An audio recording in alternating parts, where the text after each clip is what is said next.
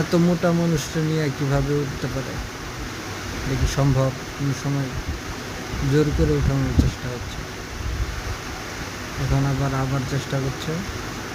দেখা যাক কি হয়, শেষ পর্যন্ত উঠতে পারে কিনা দেখা যাক।